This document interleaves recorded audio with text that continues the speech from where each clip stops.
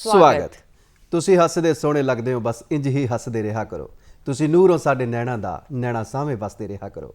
ਸਾਡੇ ਨੈਣਾ ਦੇ ਸਾਹਵੇਂ ਵਸਦੇ ਸਾਰੇ ਹੀ ਦਰਸ਼ਕਾਂ ਦੇ ਲਈ ਹਾਜ਼ਰਾਂ ਜੀ ਲੈ ਕੇ ਉਹਨਾਂ ਦਾ ਪਸੰਦੀਦਾ ਪ੍ਰੋਗਰਾਮ ਗੱਲਾਂ ਤੇ ਗੀਤ। ਮੈਂ ਹਾਂ ਚਰਨਜੀਤ ਜੋਗੀ ਤੇ ਮੈਂ ਹਾਂ ਵਰੁਣ ਕੌਰ ਮਾਨ। ਜੋਗੀ ਜੀ, ਜਦੋਂ ਆਪਾਂ ਦੂਰਦਰਸ਼ਨ ਦੇ ਥੰਮ ਦੀ ਗੱਲ ਕਰਦੇ ਆਂ ਜਾਂ ਪੁਰਾਣੇ ਦੂਰਦਰਸ਼ਨ ਦੀ, ਜਦੋਂ ਦੂਰਦਰਸ਼ਨ ਸ਼ੁਰੂ ਹੁੰਦਾ ਹੈ, ਤੁਹਾਨੂੰ ਕੀ ਯਾਦ ਆਉਂਦਾ ਹੈ? ਦੂਰਦਰਸ਼ਨ ਦੇ ਵਿੱਚ ਬਹੁਤ ਸਾਰੀਆਂ ਚੀਜ਼ਾਂ, ਬਹੁਤ ਸਾਰਾ ਮਨੋਰੰਜਨ, ਬਹੁਤ ਸਾਰੀ ਜਾਣਕਾਰੀ, ਗੱਲ ਕੀ ਹਰ ਇੱਕ ਚੀਜ਼ ਇੱਥੋਂ ਮਿਲਦੀ ਹੁੰਦੀ ਸੀ। ਅੱਛਾ, ਜੇ ਨਵੇਂ ਸਾਲ ਦੇ ਪ੍ਰੋਗਰਾਮਾਂ ਦੀ ਗੱਲ ਕਰਾਂ, ਫੇਰ ਕੀ ਚੇਤੇ ਆਉਂਦਾ? ਵੱਡੇ ਵੱਡੇ ਕਲਾਕਾਰ, ਬਹੁਤ ਖੂਬਸੂਰਤ ਸਕਿੱਟਾਂ, ਹਾਸੇ ਠੱਠੇ, ਬਹੁਤ ਹੀ ਖੂਬਸੂਰਤ ਉਹ ਦਿਨ ਹੁੰਦਾ ਸੀ, ਉਹ ਪਲ ਹੁੰਦੇ ਸੀ। ਔਰ 31 ਦਸੰਬਰ ਲੋਕੀ ਤਾਂ ਆਪਣੇ ਵਿਆਹ ਨਾਲੋਂ ਵੀ ਜ਼ਿਆਦਾ ਉਡੀਕਦੇ ਹੁੰਦੇ ਸੀ। ਨਾਲ ਕਰਫਿਊ ਵੀ ਲੱਗ ਜਾਂਦਾ ਸੀ ਬਾਹਰ। ਚਲੋ ਇਹ ਵੀ ਹੋਇਆ। ਹੁਣ ਮੈਨੂੰ ਇਹ ਦੱਸੋ, ਜੇ ਕੁੱਲ ਮਿਲਾ ਕੇ ਗੱਲ ਕਰਨੀ ਹੋਵੇ ਦੂਰਦਰਸ਼ਨ ਦੀ, ਫੇਰ ਕੀ ਕਰੋਗੇ? ਕੁੱਲ ਮਿਲਾ ਕੇ ਜੇਕਰ ਦੂਰਦਰਸ਼ਨ ਦੀ ਆਪਾਂ ਗੱਲ ਕਰਨੀ ਹੋਵੇ ਤਾਂ ਕਹਿ ਸਕਦੇ ਹਾਂ ਰੌਣਕ ਮੇਲਾ। ਆਹਾ, ਤੇ ਰੌਣਕ ਮੇਲਾ ਦਾ ਮੇਲੀ। ਰੌਣਕ ਮੇਲਾ ਦਾ ਮੇਲੀ ਆਪਾਂ ਸਾਰੇ ਸੋਚੋ, ਥੋੜਾ ਹੋਰ ਸੋਚੋ। ਰੌਣਕ ਮੇਲੇ ਦਾ ਮੇਲੀ।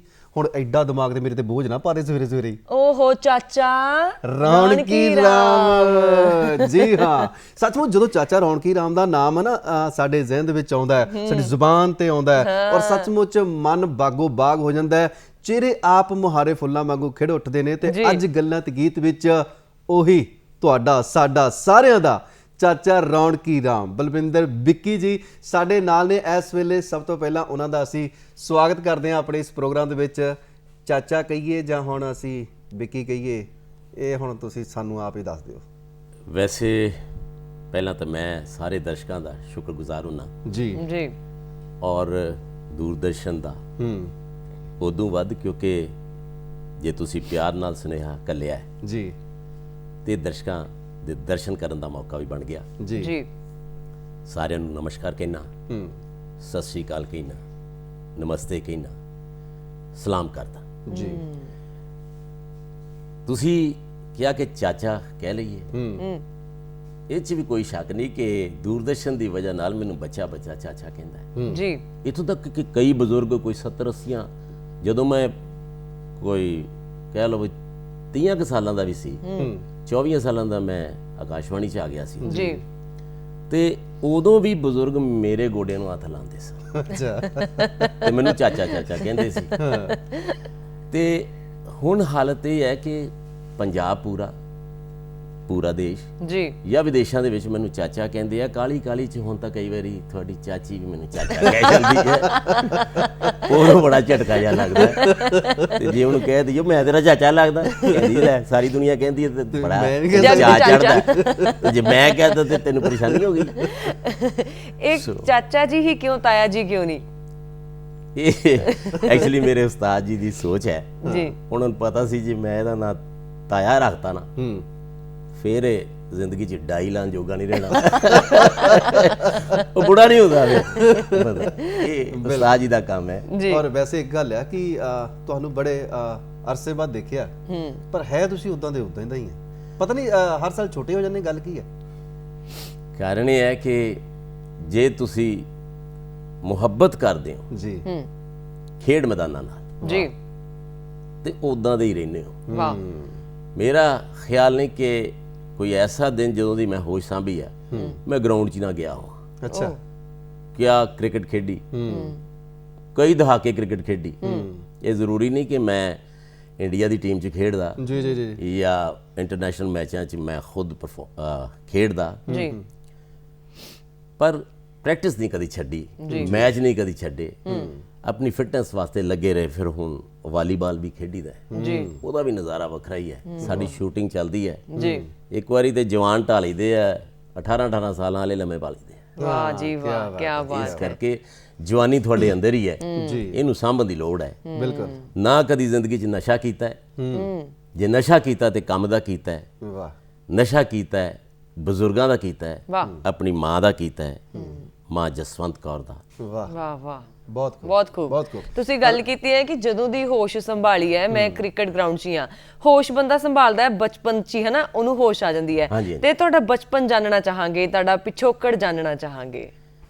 ਦੇਖੋ ਜੀ, ਬਚਪਨ ਜਿਹੜਾ ਹੈ ਬੜਾ ਸ਼ਰਾਰਤਾਂ ਨਾਲ ਭਰਿਆ ਰਿਹਾ, ਸ਼ੋਲ ਮੇਲਿਆਂ ਦੇ ਨਾਲ ਭਰਿਆ ਰਿਹਾ, ਪਰ ਜਨਮ ਮੇਰਾ ਬੜਾ ਟ੍ਰੈਜਿਕ ਅੱਛਾ ਮਾਹੌਲ ਦੇ ਵਿੱਚ ਹੋਇਆ। ਬਹੁਤ ਦਰਦ ਸੀ, ਰੁਦਨ ਸੀ।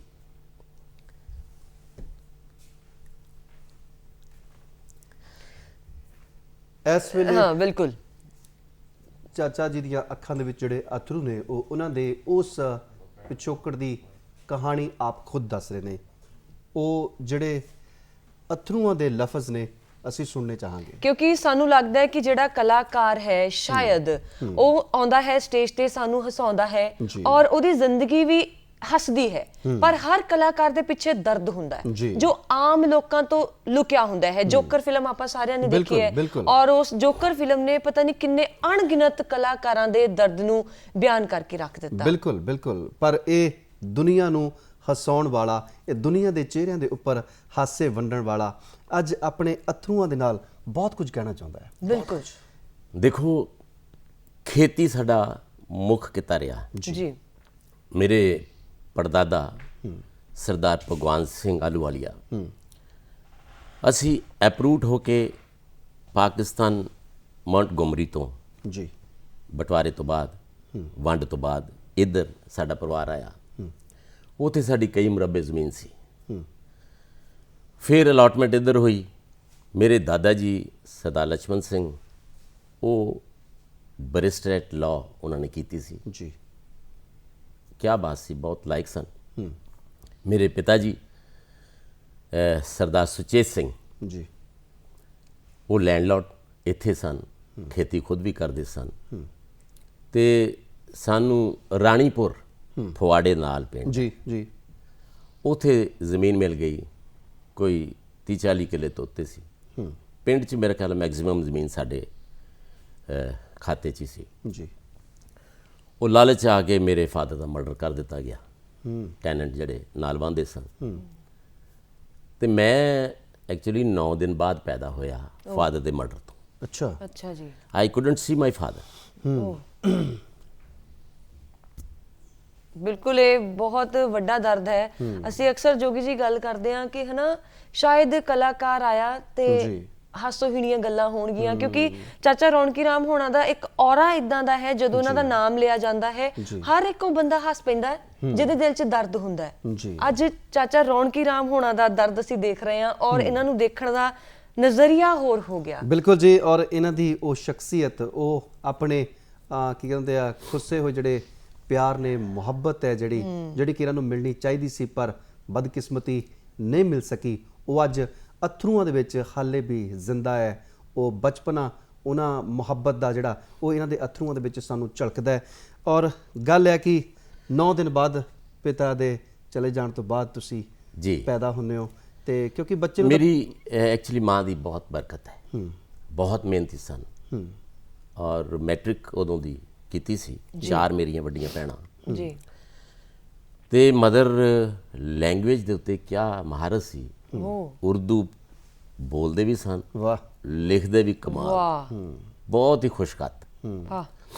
ਮੇਰਾ ਖਿਆਲ ਹੈ ਜਿਹੜੇ ਪੇਪਰਾਂ 'ਚ ਸਫਾਈ ਦੇ ਅੰਕ ਮਿਲਦੇ ਸੀ ਸਾਰੇ ਉਹਨਾਂ ਨੂੰ ਹੀ ਜਾਂਦੇ ਸੀ। ਵਾਹ। ਅੰਗਰੇਜ਼ੀ ਬਹੁਤ ਅੱਛੀ ਸੀ, ਅੰਗਰੇਜ਼ੀ ਲਿਖਦੇ ਵੀ ਕਮਾਲ ਸਨ। ਦੇਵਨਾਗਰੀ, ਹਿੰਦੀ। ਵਾਹ। ਹੱਲੇ ਵੀ ਮੇਰੇ ਕੋਲ, ਕਿਉਂਕਿ ਫਿਰ ਮਾਂ ਨੇ ਜਦੋਂ ਜ਼ਮੀਨਾਂ ਵੇਚਣੀਆਂ ਸ਼ੁਰੂ ਕੀਤੀਆਂ ਕਿ ਪੁੱਤਰ ਨੂੰ ਜੇ ਪਤਾ ਲੱਗਾ ਪਿੰਡ ਜਾਣਾ ਰਿਹਾ ਟਕਰਾਅ ਬਣੂਗਾ, ਸੋ ਇਹਨੂੰ ਆਪਾਂ ਸਹੀ ਟਰੈਕ ਤੇ ਰੱਖਣਾ ਹੈ। ਬਾਕੀ ਰਿਸ਼ਤੇਦਾਰਾਂ ਨੇ ਵੀ ਸੋਚਿਆ ਹੋਏਗਾ, ਹੈ ਨਾ ਜੀ। ਤੇ ਮੇਰਾ ਜਨਮ ਵੀ ਉਹਨਾਂ ਨੇ ਮਤਲਬ ਜਲੰਧਰ ਹੋਇਆ ਜੀ, ਚਹਾਰਬਾਗ ਮਹੱਲਾ ਜਲੰਧਰ 'ਚ ਜੀ। ਉੱਥੇ ਡਾਕਟਰ ਹਰਬੰਸ ਲਾਲ ਚੋਪੜਾ ਜੀ ਦੇ ਘਰ 'ਚ ਜੀ ਮੈਂ ਪੈਦਾ ਹੋਇਆ। ਤੇ ਕਿਸੇ ਨੇ ਨਹੀਂ ਦੱਸਿਆ ਕਿ ਮੇਰੇ ਫਾਦਰ ਦਾ ਮਰਡਰ ਹੋਇਆ। ਜੀ। ਲਓ ਜੀ, ਮੈਂ ਉੱਥੇ ਹੀ ਜੰਮਿਆ ਪਲਿਆ। ਤੇ ਡਾਕਟਰ ਸਾਹਿਬ ਨੂੰ, ਕਿਉਂਕਿ ਉਹ ਆਪਣੇ ਟਾਈਮ 'ਚ ਕਾਉਂਸਲਰ ਵੀ ਸਨ, ਸਾਰੇ ਪਾਪਾ ਜੀ ਕਹਿੰਦੇ ਹੁੰਦੇ ਸਨ ਜੀ। ਬੜੇ ਮੁਹੱਬਤ ਵਾਲੇ, ਬਹੁਤ ਹੀ ਪਿਆਰ ਵਾਲੇ ਜੀ। ਤੇ ਅਸੀਂ ਵੀ ਪਾਪਾ ਜੀ ਕਹਿੰਦੇ ਸੀ। ਤੇ ਮੈਨੂੰ ਯਾਦ ਹੈ ਜਦੋਂ ਪ੍ਰਾਇਮਰੀ ਸਕੂਲ 'ਚ ਮੇਰਾ ਦਾਖਲਾ ਹੋਣਾ ਸੀ ਜੀ, ਤੇ ਉੱਥੋਂ ਦੇ ਹੈਡਮਾਸਟਰ ਸਾਹਿਬ ਨੇ ਪੁੱਛਿਆ ਕਿ ਤੇਰੇ ਪਾਪਾ ਜੀ ਦਾ ਕੀ ਨਾਂ ਹੈ? ਮੈਂ ਕਿਹਾ ਡਾਕਟਰ ਹਰਬੰਸ ਲਾਲ ਚੋਪੜਾ।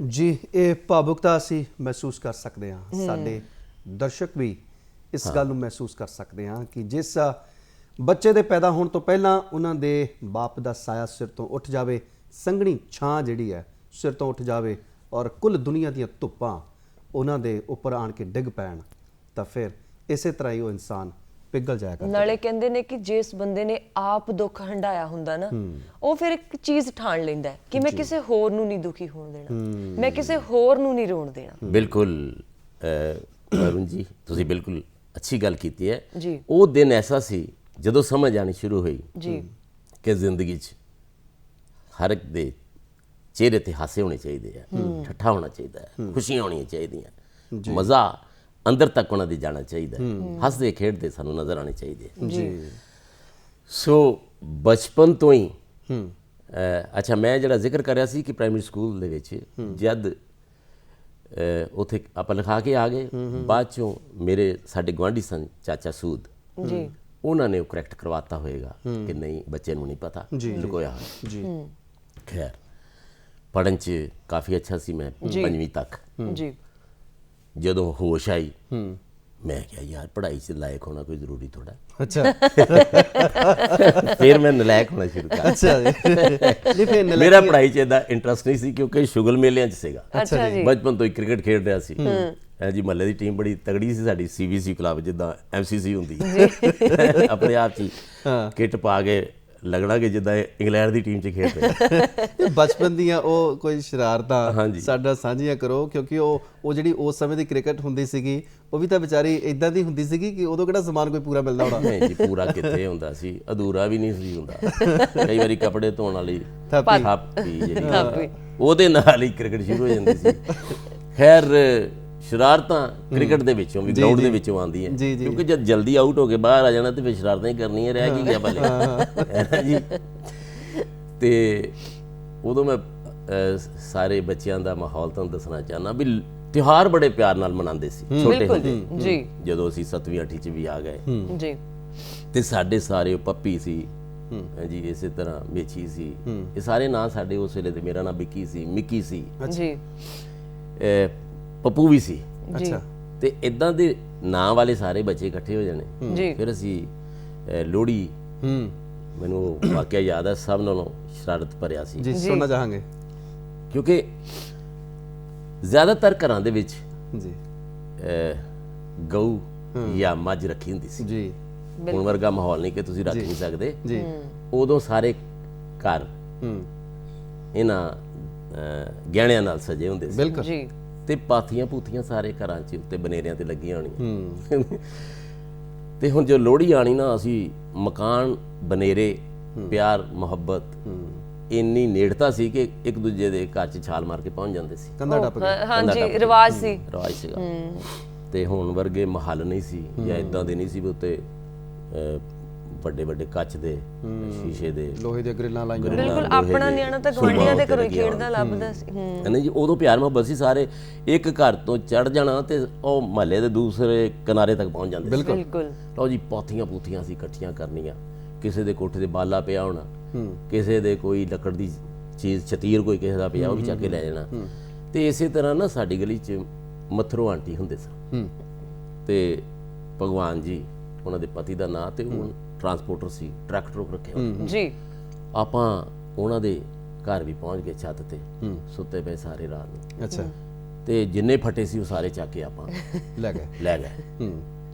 ਤੇ ਲੋਹੜੀ ਏਡੀ ਕਮਾਲ ਦੀ ਸੀ, ਅਸੀਂ ਪੈਸੇ ਵੀ ਇਕੱਠੇ ਕਰਨੇ ਜਦੋਂ ਲੋਹੜੀ ਮੰਗ ਕੇ, ਫਿਰ ਮਠਾਈਆਂ ਲੈ ਆਣੀਆਂ, ਰਿਓੜੀਆਂ, ਚਿੜਵੇ, ਮੂੰਗਫਲੀ, ਇਹ ਵੀ ਅਸੀਂ ਕਾਫੀ ਵੰਡਣਾ। ਸਾਰੀ ਭੀੜ ਇਕੱਠੀ ਹੋਈ ਨਹੀਂ, ਮਹੱਲੇ ਦੇ ਵਿੱਚ ਮੰਨੇ ਹੋਏ ਸੀ ਆਪਾਂ ਜੀ। ਤੇ ਕੋਈ 10 ਕੁ ਫੁੱਟ ਉੱਚਾ ਇਹ ਧੂਣਾ ਲਾ ਲੈਣਾ।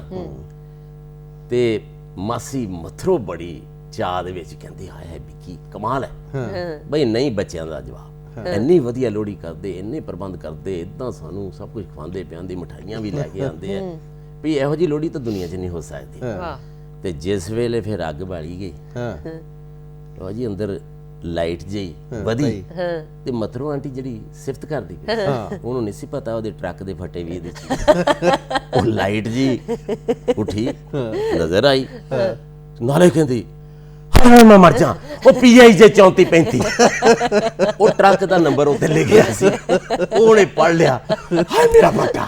ਮੈਂ ਕਿਹਾ ਮਾਸੀ ਮਥਰੋ, ਇਹ ਟਰੱਕ ਦਾ ਭੱਟਾ ਹੈ, ਤੇਰਾ ਨਹੀਂ।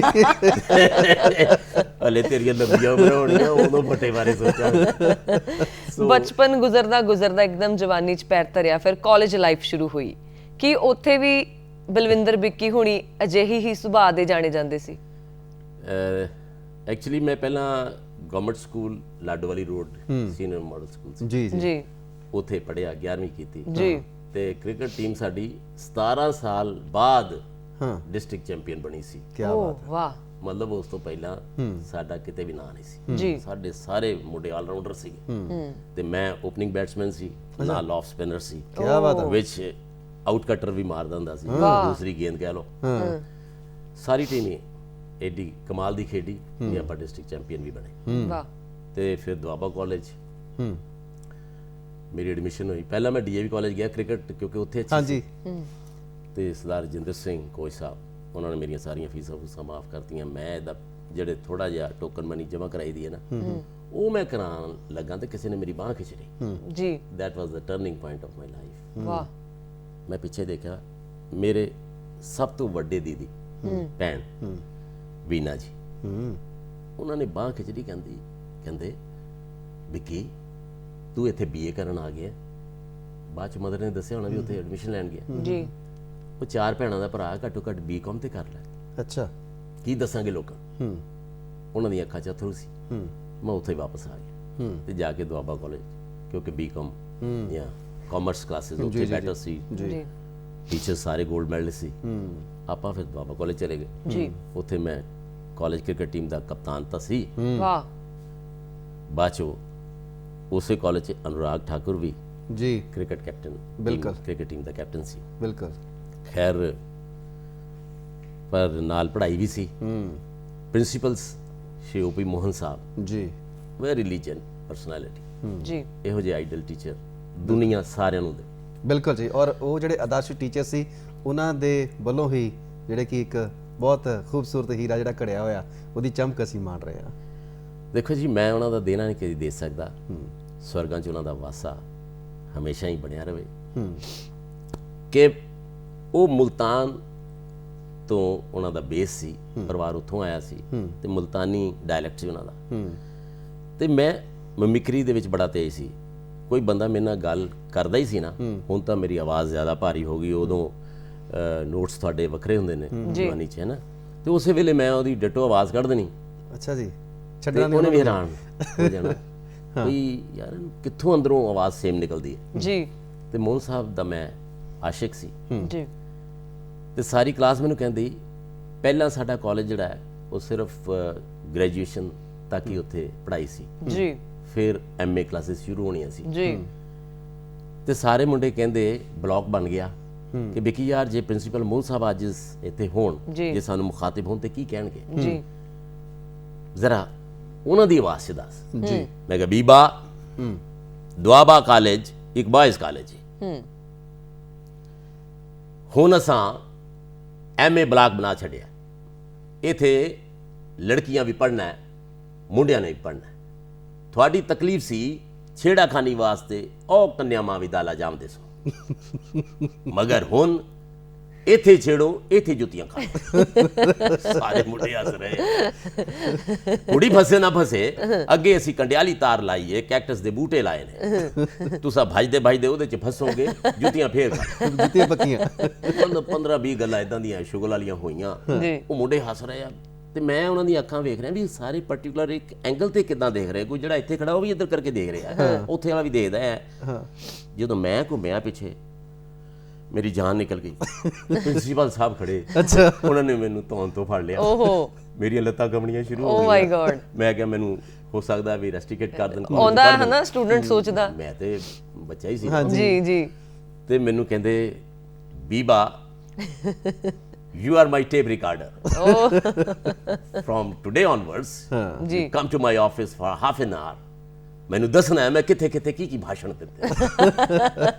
That was again a turning ਜੀ ਫਾਈਨ ਫॉर ਮੀ। ਔਰ ਉਸ ਤੋਂ ਬਾਅਦ ਫਿਰ ਉਹਨਾਂ ਨੇ ਪਲੇ ਲਿਖਿਆ, ਮੈਂ ਨਾਟਕ ਕੀਤੇ। ਮੈਂ ਇੰਟਰ ਕਾਲਜ ਦਾ ਹਮੇਸ਼ਾ ਬੈਸਟ ਐਕਟਰ ਸੀ ਜੀ ਟਰਾਫੀ ਆਂਦੀ ਸੀ, ਯੂਨੀਵਰਸਿਟੀ ਦਾ ਬੈਸਟ ਐਕਟਰ ਰਿਹਾ, ਇੰਟਰ ਯੂਨੀਵਰਸਿਟੀ, ਇੰਟਰ ਸਟੇਟ, ਤੇ ਮਜ਼ਾ ਔਰ ਸ਼ੁਗਲ ਮਿਲਾ। ਲਿਸਟ ਬਹੁਤ ਲੰਬੀ ਹੈ ਤੇ ਇਹ ਸਾਰੀ ਲਿਸਟ ਬਾਰੇ ਆਪਾਂ ਖੁੱਲ ਕੇ ਗੱਲ ਕਰਨੀ ਹੈ, ਲੇਕਿਨ ਪ੍ਰੋਗਰਾਮ ਗੱਲਾਂ ਤੇ ਗੀਤ ਹੈ ਤੇ ਹੁਣ ਇੱਕ ਗੀਤ ਆਪਣੇ ਦਰਸ਼ਕਾਂ ਨੂੰ ਸੁਣਾ ਦਿੰਦੇ ਆ। ਅਸੀਂ ਜਾਣਦੇ ਹਾਂ ਤੁਹਾਡੀਆਂ ਅੱਖਾਂ ਵਿੱਚ ਅਥਰੂ, ਦਿਲ ਵਿੱਚ ਦਰਦ ਤੇ ਸੀਨੇ ਵਿੱਚ ਹੌਕੇ ਨੇ। ਦੋਸਤੋ, ਜੇ ਤੁਸੀਂ ਆਪਣੇ ਕੁਝ ਪਲ ਸੰਗੀਤ ਦੀਆਂ ਸੁਰਾਂ ਤੇ ਤਾਲਾਂ ਵਿੱਚ ਰੰਗ ਲਾਓਗੇ, ਤੁਹਾਡੀਆਂ ਉਦਾਸੀਆਂ, ਮਾਯੂਸੀਆਂ ਤੇ ਉਬਾਸੀਆਂ ਯਕੀਨਨ ਦੂਰ ਹੋ ਜਾਣਗੀਆਂ। ਤੁਹਾਨੂੰ ਸਭ ਨੂੰ ਖੁਸ਼ੀਆਂ ਖੇੜੇ ਮੁਬਾਰਕ।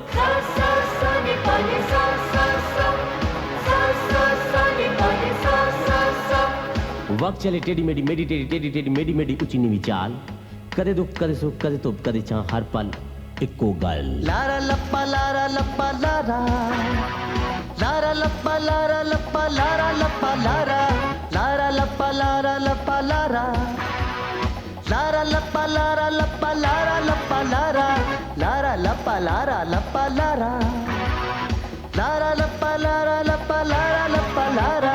ਸਾਰੇ ਜਣੇ ਉੱਠੋ ਜ਼ਰਾ ਚੋਟੀਆਂ ਬਣਾ ਲਈਏ, ਇੱਕ ਦੂਜੇ ਨਾਲ ਅੱਜ ਖੁਸ਼ੀਆਂ ਵਟਾ ਲਈਏ। ਇੱਕ ਮੈਨੂੰ ਖੇਡ ਚੇਤੇ ਆਈ, ਭੱਜ ਭੱਜ ਕੁੱਕੜਾ ਪਾ ਦੌੜ ਬਿੱਲੀ ਆਈ। ਇੱਕ ਮੈਨੂੰ ਖੇਡ ਚੇਤੇ ਆਈ, ਭੱਜ ਭੱਜ ਕੁੱਕੜਾ ਪਾ ਦੌੜ ਬਿੱਲੀ ਆਈ। ਹੇ ਹੇ ਹੇ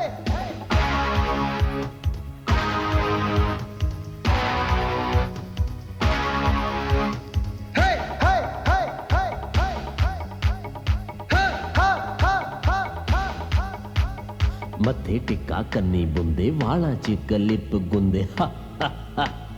ਕੱਲ ਜਮੀ ਗਿੱਦੜੀ ਤੇ ਅੱਜ ਉਹਦਾ ਵਿਆਹ। ਆਲੇ ਫੜ ਭਾਬੀ ਪਾਲਾ ਪੈਰਾਂ ਵਿੱਚ ਝਾਂਜਦਾ, ਆਇਆ ਤੇਰੇ ਦਿਓਰ ਦਾ ਵਿਆਹ। ਕਦੋਂ ਦੀ ਕਹਿੰਦੀ ਸੀ ਮੈਂ ਨੱਚਣਾ, ਮੈਂ ਨੱਚਣਾ, ਨੱਚ ਨੱਚ ਲਾੜਾ ਅੱਜ ਚਾ। ਬਾਬੋ ਰਾਣੀਏ ਨੱਚ ਨੱਚ ਲਾੜਾ ਅੱਜ ਚਾ। ਆਲੇ ਫੜ ਭਾਬੀ ਪਾਲਾ ਪੈਰਾਂ ਵਿੱਚ ਝਾਂਜਦਾ, ਆਇਆ ਤੇਰੇ ਦਿਓਰ ਦਾ ਵਿਆਹ। ਕਦੋਂ ਦੀ ਕਹਿੰਦੀ ਸੀ ਮੈਂ ਨੱਚਣਾ, ਮੈਂ ਨੱਚਣਾ, ਨੱਚ ਨੱਚ ਲਾੜਾ ਅੱਜ ਚਾ।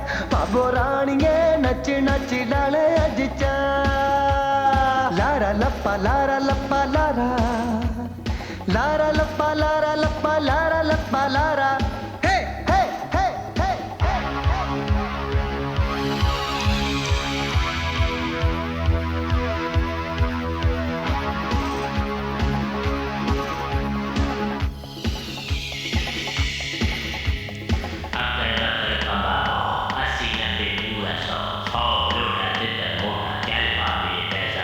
ਚਾਂਦੀ ਦਾ ਰੁਪਈਆ ਨਹੀਂ ਉਹ ਰੱਖਦੀ ਤਲੀ ਦੇ ਉੱਤੇ, ਚਾਂਦੀ ਦਾ ਰੁਪਈਆ ਨਹੀਂ ਉਹ ਰੱਖਦੀ ਤਲੀ ਤੇ। ਸਾਡੀ ਅੱਖਾਂ ਅੱਗੇ ਨਿਤ ਟੁਣਕਾਈ ਰੱਖਦੀ ਹੋ ਭਾਬੀ ਲਾਰਾ ਲੱਪਾ, ਲਾਰਾ ਲੱਪਾ, ਲਾਰਾ ਲੱਪਾ, ਲਾਰਾ ਲੱਪਾ, ਲਾਰਾ ਲੱਪਾ, ਲਾਰਾ ਲੱਪਾ ਲਾਈ ਰੱਖਦੀ ਹੋ ਭਾਬੀ ਲਾਰਾ ਲੱਪਾ, ਲਾਰਾ ਲੱਪਾ, ਲਾਰਾ ਲੱਪਾ, ਲਾਰਾ ਲੱਪਾ ਲਾਈ ਰੱਖਦੀ ਹੋ ਭਾਬੀ ਲਾਰਾ ਲੱਪਾ।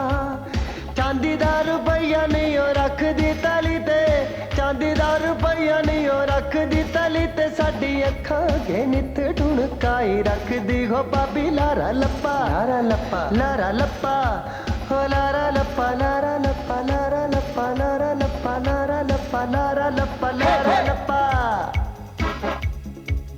ਹੇ ਹੇ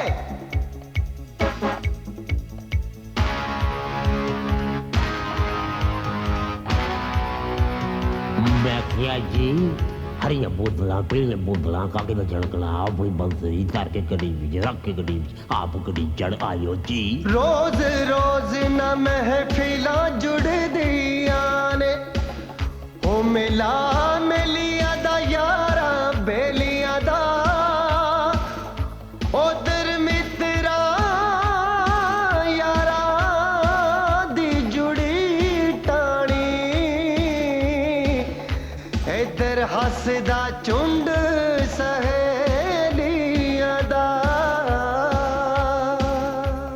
Sa sa sa ni pa ni sa sa sa, sa sa sa ni pa ni sa sa sa,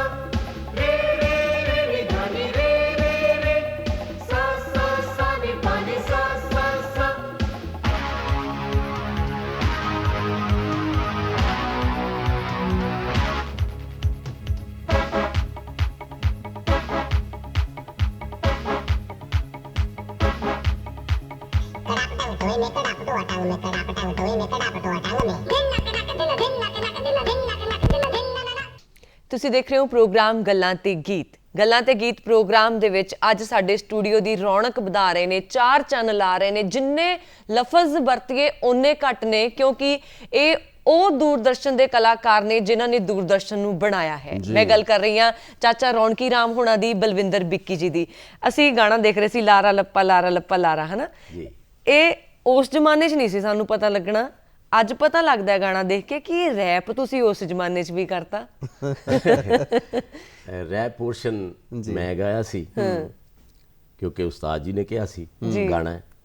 ਸੋ ਚੰਡੀਗੜ੍ਹ ਦੀ ਰਿਕਾਰਡਿੰਗ ਹੋਈ ਸੀ ਸਾਰੀ ਤੇ ਸੁਖਵਿੰਦਰ ਦ ਲੀਜੈਂਡ ਸਿੰਗਰ, ਬਿਲਕੁਲ ਹੈ ਨਾ ਜੀ, ਅੱਜ ਫਿਲਮ ਇੰਡਸਟਰੀ 'ਚ ਉਹਦਾ ਕਿੱਡਾ ਵੱਡਾ ਨਾਂ ਹੈ, ਪੂਰੇ ਦੇਸ਼ 'ਚ ਨਾਂ ਹੈ ਜੀ। ਉਹਨਾਂ ਨੇ ਗਾਇਆ ਔਰ ਸਾਡੇ ਭਾਬੀ ਜੀ ਦਾ ਲਿਖਿਆ ਸੀ ਜੀ, ਮਿਸਿਸ ਡਾਕਟਰ ਹਰਜੀਤ ਜੀ। ਔਰ ਮੇਰੇ ਉਸਤਾਦ ਨੇ ਟੈਲੀਵਿਜ਼ਨ ਤੋਂ ਭਾਜੀ ਹਰਜੀਤ, ਸਟੇਜ ਤੇ ਮੇਰੇ ਸਨ ਪ੍ਰੋਫੈਸਰ ਗੁਲਸ਼ਨ ਕੁੰਦਰਾ ਤੇ ਪ੍ਰਿੰਸੀਪਲ ਮੋਹਨ ਸਾਹਿਬ ਜੀ ਤੇ ਡਾਕਟਰ ਰਾਜ ਸਾਹਿਬ ਜੀ। ਫਿਰ ਇੱਧਰ ਜਦੋਂ ਰੌਣਕ ਮੇਲਾ ਭਾਜੀ ਨੇ ਸ਼ੁਰੂ ਕੀਤਾ ਤੇ ਮੇਰੀ ਉਹਨਾਂ ਨੇ ਡਿਊਟੀ ਲਾਈ ਵੀ ਸਕ੍ਰਿਪਟ ਵੀ ਤੂੰ ਆਪ ਲਿਖਣੀ ਹੈ। ਅੱਛਾ। ਤੇ ਉਹਦੀਆਂ ਸਕਿਟਸ ਮਸਟ ਬੀ 600 800 ਦੇ ਕਰੀਬ ਉਹ ਲਿਖੀਆਂ ਵਾਹ ਜੀ।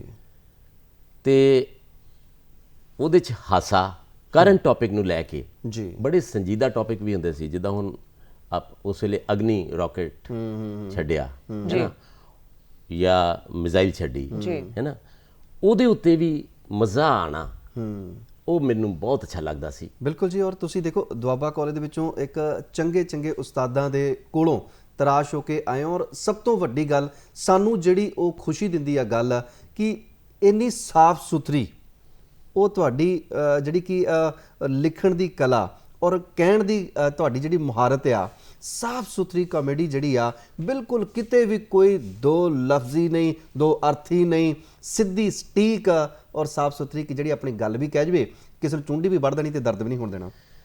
ਇਹਦਾ ਕਾਰਨ ਰਿਹਾ ਕਿ ਆਪਣੇ ਸਿਰ ਨੂੰ ਆਪਣੇ ਉਸਤਾਦ ਜੀਆਂ ਦੀ ਜੁੱਤੀ ਤੋਂ ਦੂਰ ਨਹੀਂ ਸਮਝਿਆ। ਵਾਹ, ਬਹੁਤ ਖੂਬ। ਦੂਸਰੀ ਵਜ੍ਹਾ ਇਹ ਸੀ ਕਿ ਜੋ ਮੈਂ ਲਿਖਦਾ ਸੀ ਜੀ, ਮੈਂ ਆਪਣੀਆਂ ਭੈਣਾਂ ਨੂੰ ਬਿਠਾ ਕੇ ਉਹਨਾਂ ਨੂੰ ਸੁਣਾਉਂਦਾ ਸੀ। ਜੇ ਤੇ ਮੇਰੇ 'ਚ ਹਿੰਮਤ ਹੈ, ਵਾਹ, ਜੇ ਉਹ ਸੁਣ ਗਈਆਂ ਤੇ ਸਮਝ ਜਾਗਾ ਸਾਫ਼ ਸੁਥਰੀ ਹੈ, ਨਹੀਂ ਤਾਂ ਭੈਣਾਂ ਕੋਲੋਂ ਜੁੱਤੀਆਂ ਖਾ ਕੇ ਚੁੱਪ ਕਰ ਜਾਣਗੇ। ਬਹੁਤ ਖੂਬ। ਸੋ ਇਹ ਮੰਚ ਵਸਿਆ ਹੋਣਾ ਚਾਹੀਦਾ ਕਿ ਜਦੋਂ ਅਸੀਂ ਲਿਖਦੇ ਹਾਂ, ਜਦੋਂ ਅਸੀਂ ਪਰੋਸਦੇ ਹਾਂ, ਚਾਹੇ ਉਹ ਗੀਤ ਨੇ, ਚਾਹੇ ਉਹ ਪ੍ਰੋਜ਼ ਹੈ, ਚਾਹੇ ਉਹ ਸਕਿੱਟ ਹੈ, ਚਾਹੇ ਹਿਊਮਰ ਹੈ, ਚਾਹੇ ਕੋਈ ਸੰਜੀਦਾ ਨਾਟਕ ਹੈ, ਸਾਫ਼ ਸੁਥਰਾ ਹੋਣਾ, ਛਾਣਨਾ ਲੱਗਣਾ ਬਹੁਤ ਜ਼ਰੂਰੀ ਹੈ, ਕਿਉਂਕਿ ਅਸੀਂ ਇੱਕ ਸਾਫ਼ ਸੁਥਰੇ ਸਵੱਛ ਭਾਰਤ ਦਾ ਨਿਰਮਾਣ ਕਰਨਾ ਹੈ। ਵਾਹ, ਬਹੁਤ ਖੂਬ, ਬਹੁਤ ਖੂਬ। ਤੇ ਹੁਣ ਦੀ ਮੈਂ ਮਾਫੀ ਚਾਹਣਾ, ਮੇਰੀ ਫੇ ਗੱਲ ਵਿੱਚ ਹੀ ਰਹਿਣੇ ਆ। ਉਹ ਰੌਣਕ ਮੇਲਾ ਆਉਂਦਾ ਹੁੰਦਾ ਸੀ ਨਾ, ਤੇ ਉਹ ਇੱਕ ਨਾ ਲਾਲਾ ਆਉਂਦਾ ਹੁੰਦਾ ਸੀਗਾ। ਆਇਸ਼ਾ ਇੱਕ ਨੰਬਰ ਵਾਲੀ ਗੱਲ ਹੈ, ਇੱਕ ਨੰਬਰ। ਉਹਨੂੰ ਵੀ ਅਸੀਂ ਲਾਲਾ ਜੀ ਨੂੰ ਵੀ ਬੁਲਾਉਣਾ ਚਾਹੁੰਦੇ ਆ। ਲਾਲਾ ਜੀ ਦਾ ਕਰੈਕਟਰ ਨਾ ਐਕਚੁਅਲੀ ਸਾਡੇ ਉੱਤੇ ਬੀਬੀ ਜੀ ਹੁੰਦੇ ਸੀ ਜਗੀਰ ਜੀ, ਜਗੀਰੋ ਮਾਸੀ, ਹਾਂ, ਉਹ ਉੱਥੋਂ ਦੇ ਸਨ ਚੰਨੂਵਾਲ ਸਰਗੋਧੇ ਦੇ। ਜਿੱਦਾਂ ਦਾ ਉਹਨਾਂ ਨੇ ਬੋਲਣਾ, ਹੁਣ ਮੈਨੂੰ ਐਗਜ਼ੈਕਟਲੀ ਤਾਂ ਇਹ ਨਹੀਂ ਪਤਾ ਉੱਥੇ ਇਹ ਜ਼ੁਬਾਨ ਬਿਲਕੁਲ ਡਾਇਲੈਕਟ ਇਸੇ ਤਰ੍ਹਾਂ ਦਾ ਸੀ, ਪਰ ਉਹਨਾਂ ਨੂੰ ਸੁਣ ਕੇ ਇਦਾਂ ਲੱਗਦਾ ਸੀ ਵੀ ਇਹੀ ਠੀਕ ਹੋਣਾ। ਉਹਨੂੰ ਮੈਂ ਅਪਣਾਇਆ ਸੀ ਤੇ ਲਾਲਾ ਕਾਇਸ਼ ਹੈ, ਆਇਸ਼ ਹੈ, ਐਸਾ ਕਰੈਕਟਰ ਬਣਿਆ ਕਿ ਮੇਰੇ ਲਈ ਇੱਕ ਦੁਕਾਨ ਦੱਸੀ ਗਈ ਵੀ ਖੋਲ, ਉਹ ਚ ਮਖੌਟੇ ਵੇਚਦਾ ਸੀ। ਜਦੋਂ ਕੋਠੀਆਂ ਬਣਦੀਆਂ ਨੇ ਉਹਦੇ ਉੱਤੇ ਡੈਨ ਜੀ ਟੰਗ ਦਿੰਦੇ ਆਪਾਂ ਆਪਣੇ ਭੁਲੇਖੇ ਕੱਢਣ ਲਈ, ਜਦ ਕਿ ਘਰ 'ਚ ਕਈ ਮੈਂਬਰ ਐਸੇ ਹੁੰਦੇ ਨੇ ਟੰਗਿਆ ਜਾ ਸਕਦਾ। ਪਹਿਲਾਂ ਤਾਂ ਆਪਣੇ ਬਾਰੇ ਹੀ ਬੰਦਾ ਸੋਚੇ, ਇਹ ਹਰ ਇੱਕ ਨੂੰ ਲੱਗਦਾ ਹੈ। ਉਹ ਮੇਰੇ ਕੋਲ ਫਿਰ ਸੁਖਬੀਰ ਕਿਆ ਵਰਸਟਾਈਲ ਐਕਟਰ, ਬਿਲਕੁਲ ਬਿਲਕੁਲ, ਉਹ ਖਰੀਦਦਾਰ ਬਣ ਕੇ ਆਏ ਤੇ ਆ ਗਏ ਨਾ, ਇੱਧਰ ਉੱਧਰ ਦੇਖ ਰਹੇ, ਕਦੀ ਉਹ ਮਖੌਟਾ ਦੇਖ ਰਿਹਾ, ਇਹ ਦੇਖ ਰਿਹਾ, ਡੈਨ ਮਿਲ ਜਾਏਗੀ। ਇਹ ਡੈਨ ਆਈ, ਡੈਣਾ ਘਰ ਨੂੰ ਖਾ ਜਾਂਦੀ ਆਈ, ਇਹ ਡੈਨ ਘਰ ਨੂੰ ਬਚਾਉਂਦੀ ਆਈ, ਮਖੌਟਾ ਆਖ ਜੀ, ਲਓ ਜੀ ਨਜ਼ਰ ਪੱਟੂ ਆਖ, ਨਜ਼ਰ ਬੱਟੂ, ਨਜ਼ਰ ਬੱਟੂ ਆਖ ਜੀ। ਕਹਿੰਦਾ ਜੀ ਅਸੀਂ ਕੋਠੀ ਬਣਾ ਰਹੇ ਹਾਂ ਜੀ। ਮੈਂ ਕਿਹਾ ਕਿਤਨੇ ਦੀ ਆਈ? ਇਹ ਗੱਲ ਤੇ ਕਹਿੰਦਾ ਅਸੀਂ ਇਨਕਮ ਟੈਕਸ ਵਾਲਿਆਂ ਨੂੰ ਨਹੀਂ ਦੱਸੀ। ਉਹ ਮੈਨੂੰ ਦੱਸ, ਮੈਂ ਤੇਰੇ ਘਰ ਨੂੰ ਬਚਾਉਣਾ ਹੀ। ਜੀ ਕਹਿੰਦਾ ਜੀ 10 ਤੋਂ ਉੱਤੇ ਜਾ ਚੁੱਕਾ ਹੈ। ਉਹਨਾਂ ਜ਼ਮਾਨਿਆਂ 'ਚ 10 ਲੱਖ ਬਹੁਤ ਸੀ। ਜੀ ਤੇ ਮੈਂ ਕਿਹਾ ਇਹ ਵਾਲਾ ਮਖੌਟਾ ਲੈ, ਜੀ ਇਹ ਟੰਗ ਦੇ ਕੋਠੀ ਦੇ ਬਾਹਰ। 10 ਸਾਲ ਨਜ਼ਰ ਨਾ ਲੱਗ ਸੀ। ਜੀ ਆ ਜਿਹੜੀ ਤੁਸੀਂ ਗੱਲ ਸੁਣਾ ਰਹੇ ਹੋ ਨਾ, ਬੜੀ ਮਜ਼ੇਦਾਰ ਗੱਲ ਆ। ਇਹਨੂੰ ਜੇਕਰ ਅਸੀਂ ਆਪਾਂ ਦੇਖ ਲਈਏ, ਸਾਡੇ ਦਰਸ਼ਕ ਵੀ ਦੇਖਣ, ਔਰ ਉਸ ਸਮੇਂ ਦੀ ਗੱਲ ਕਿ ਜਦੋਂ ਤੁਸੀਂ ਇਹ ਗੱਲ ਕੀਤੀ ਤੇ ਲੋਕੀ ਹੱਸ ਕੇ ਦੂਰੇ ਹੋ ਗਏ ਸੀ। ਉਹ ਕੀ ਬਾਤ ਹੈ, ਜੇ ਸਾਂਭੀਏ ਤੇ ਫਿਰ ਤੇ ਨਜ਼ਾਰਾ। ਵਾਹ ਵਾਹ, ਚਾਚਾ ਜੀ ਨਜ਼ਰ ਵਟੂਆਂ ਵਾਲੇ। ਬੁਰੀਆਂ ਨਜ਼ਰਾਂ ਵਾਲਿਆਂ ਦੇ ਮੂੰਹ ਕਾਲੇ। ਚਾਚਾ ਜੀ ਹਾਂਜੀ, ਨਜ਼ਰ ਵਟੂ ਚਾਹੀਦਾ। ਜਿੰਨੇ ਮਰਜ਼ੀ ਮਾਲਕੋ, ਤੁਹਾਡੇ ਨਾਲੋਂ ਨਜ਼ਰ ਬਟੂ ਚੰਗੇ। ਸ਼ੁਕਰੀਆ, ਬਸ ਆਪਾਂ ਨੂੰ ਤਾਂ ਇੱਕ ਹੀ ਚਾਹੀਦਾ। ਅੱਛਾ, ਕਿੱਥੇ ਲਾਉਣਾ? ਕੋਠੀ ਤੇ। ਆਪਣੀ ਕੋਠੀ ਆ? ਵਾਹ, ਫੇਰ ਤਾਂ 3-4 ਲੱਖ ਰੁਪਇਆ ਲਾਇਆ ਹੋਊ ਕੋਠੀ ਤੇ। ਕੋਠੀ ਦੀ ਕੀਮਤ ਤਾਂ ਮੈਂ ਅੱਜ ਤੱਕ ਇਨਕਮ ਟੈਕਸ ਵਾਲਿਆਂ ਨੂੰ ਨਹੀਂ ਦੱਸੀ। ਤੁਸੀਂ ਕੌਣ ਹੋ ਪੁੱਛਣ ਵਾਲੇ? ਅਸੀਂ ਨਜ਼ਰ ਬਟੂਆਂ ਵਾਲੇ। ਕਿ ਕੌਣ ਹੁੰਦੇ ਆ ਪੁੱਛਣ ਵਾਲੇ? ਜੇ ਪੁੱਛਾਂਗੇ ਨਹੀਂ ਤਾਂ ਨਜ਼ਰ ਬਟੂ ਕੀ ਦੇਾਂਗੇ? ਵੈਸੇ ਕੱਲ ਆਪਸ ਵਿੱਚ ਆ, ਕਿਆ? ਮੈਂ ਕੋਠੀ ਤੇ 10 ਲੱਖ ਰੁਪਇਆ ਲਾਇਆ। 10 ਲੱਖ। 10 ਲੱਖ ਸਦਕੇ ਜਾ, ਭਲੇ ਤੇਰੇ। ਵਾਹ ਵਾਹ ਵਾਹ ਵਾਹ ਵਾਹ। ਕੀ ਕੰਮ ਕਰਦੇ ਹੋ? ਮੈਂ ਦੂਰਦਰਸ਼ਨ ਚ ਪ੍ਰੋਡਿਊਸਰ ਲੱਗਾ ਆ। ਬੱਲੇ ਬੱਲੇ ਬੱਲੇ। ਅੱਛਾ, ਕਮਾਲ ਆ। ਤੇ ਆ ਲਓ, ਆ ਦੇਖੋ ਤਾਂ। ਪਸੰਦ ਨਹੀਂ ਆਇਆ। ਕਿਆ? ਇਹ ਤੂੰ ਡਰ ਹੀ ਨਹੀਂ ਆਉਂਦਾ?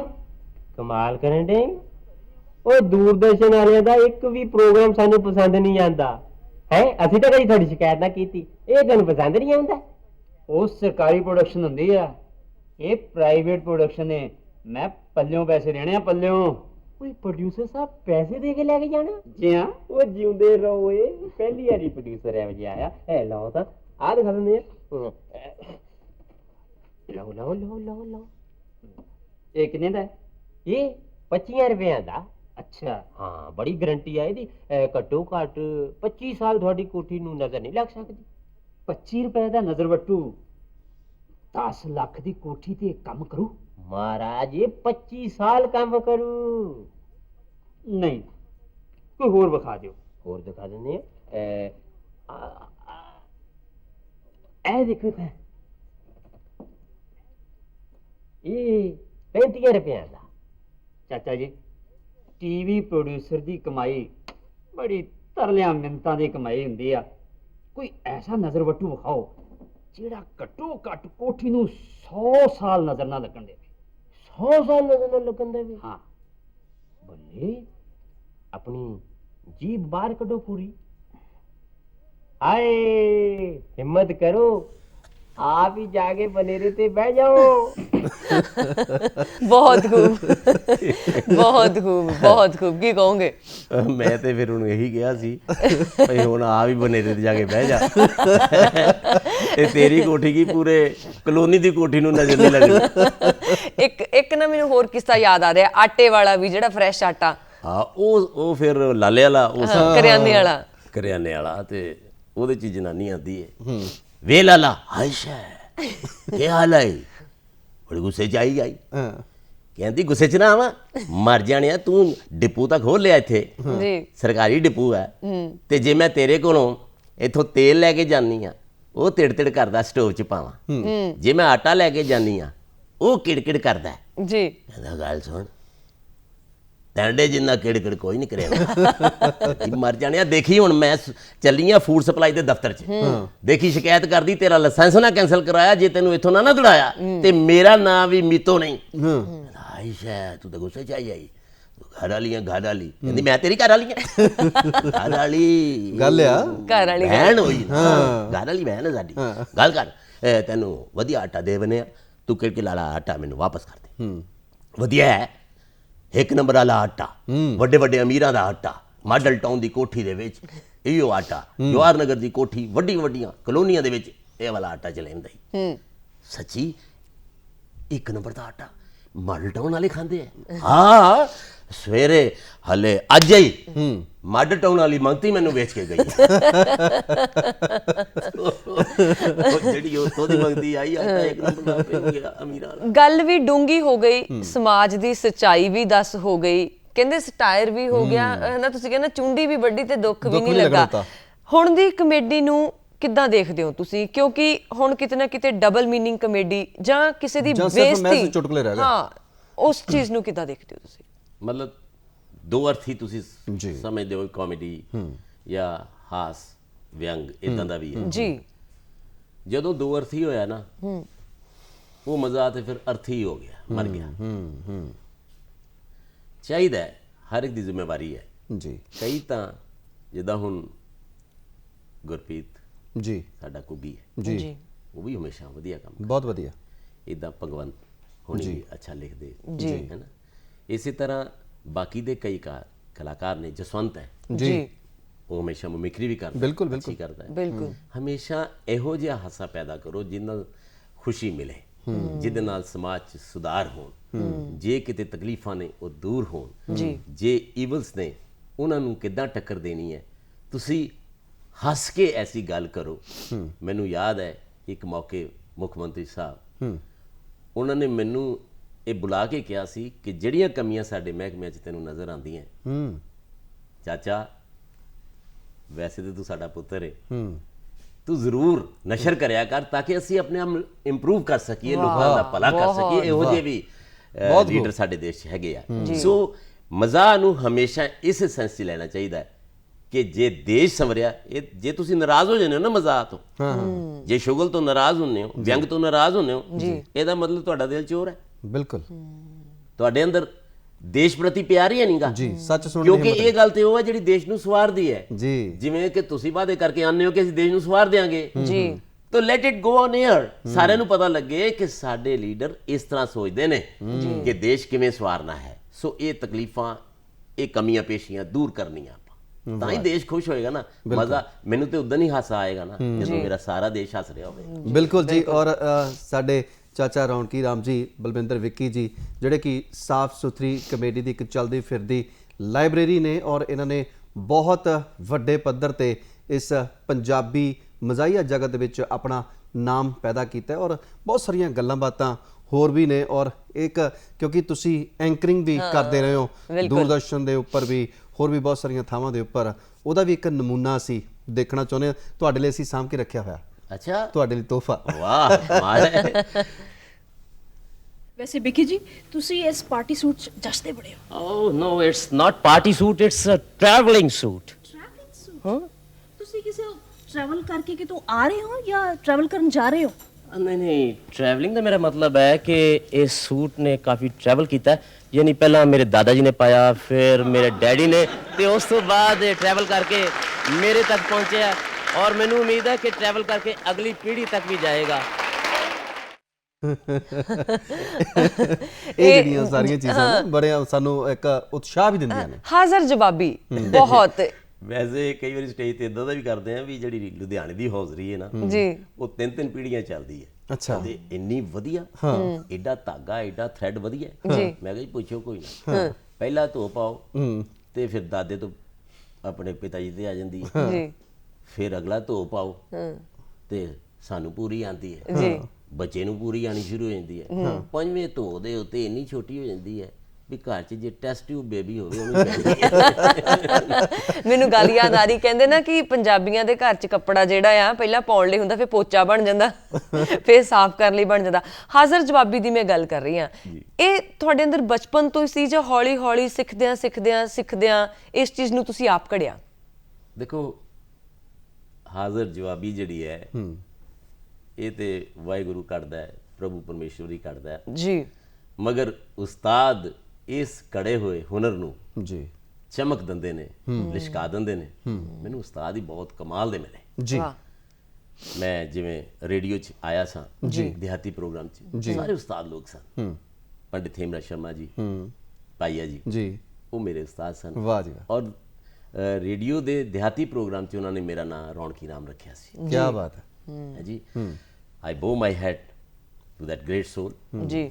ਔਰ ਚੌਧਰੀ ਸਾਹਿਬ, ਮਾਸਟਰ ਜੀ, ਠੰਡੂ ਰਾਮ ਜੀ, ਜਦੋਂ ਮੇਰੀ ਸਿਲੈਕਸ਼ਨ ਹੋਈ ਉੱਥੇ ਉਦੋਂ ਮੈਂ ਖਾਲੀ ਸਥਾਨ ਤੇ ਆਇਆ ਸੀ, ਰਿਕਤ ਸਥਾਨ ਤੇ ਆਇਆ ਸੀ, ਯਾਨੀ ਠੰਡੂ ਰਾਮ ਜੀ ਉਦੋਂ ਰਿਟਾਇਰ ਹੋ ਗਏ ਸਨ ਜੀ ਉਹਨਾਂ ਦਾ ਥਾਂ ਤੇ ਨਹੀਂ ਮੈਂ ਲੈ ਸਕਾਂਗਾ, ਉਹ ਤੇ ਬਹੁਤ ਹੀ ਮਹਾਨ ਸਨ ਜੀ ਪਰ ਖਾਲੀ ਜਗ੍ਹਾ 'ਚ ਮੈਂ ਜਾ ਕੇ ਉੱਥੇ ਸਮਾ ਗਿਆ ਤੇ ਨਾਲ ਹੋਰ ਵੀ ਫਨਕਾਰ ਖੁਰਾਨਾ ਸਾਹਿਬ ਜੀ और क्या बात है खुराना साहब भी ऐसी कला सी ਉਹਨਾਂ ਚ ਇੰਨਾ ਹਾਸਾ ਸੀ ਨਾ ਮਜ਼ਾ ਸੀ ਖੜੇ ਖੜੇ ਗੱਲ ਬਣਾਉਂਦੇ ਸੀ ਇੱਕ ਦਿਨ ਮੈਨੂੰ ਨਾ ਆ ਕੇ ਉੱਥੇ ਰੇਡੀਓ ਤੇ ਹੀ ਖੜੇ ਹੁੰਦੇ ਉਹ ਐਕਚੁਅਲੀ ਮੇਰੇ ਕਲਾਸ ਫੈਲੋ ਦੇ ਫਾਦਰ ਜੀ ਉਹੀ ਸਨ ਤੇ ਮੈਨੂੰ ਕਹਿੰਦੇ ਪੁੱਤਰ ਆਵਾਜ਼ ਵੀ ਇਦਾਂ ਦੀ ਸੀ ਇਹ ਯਾਰ ਮੈਂ ਤੇਰੇ ਨਾਲ ਇੱਕ ਗੱਲ ਕਰਨੀ ਹੈਗੀ ਮੈਂ ਕਿਹਾ ਦੱਸੋ ਤੂੰ ਮੇਰੇ ਮੁੰਡੇ ਦਾ ਨਾ ਮਿੱਤਰ ਹੈ ਕਲਾਸ ਫੈਲੋ ਹੈ ਬੇਟਾ ਮੈਨੂੰ ਇੱਕ ਸੈਕਿੰਡ ਹੈਂਡ ਸਕੂਟਰ ਤੇ ਲੈ ਦੇ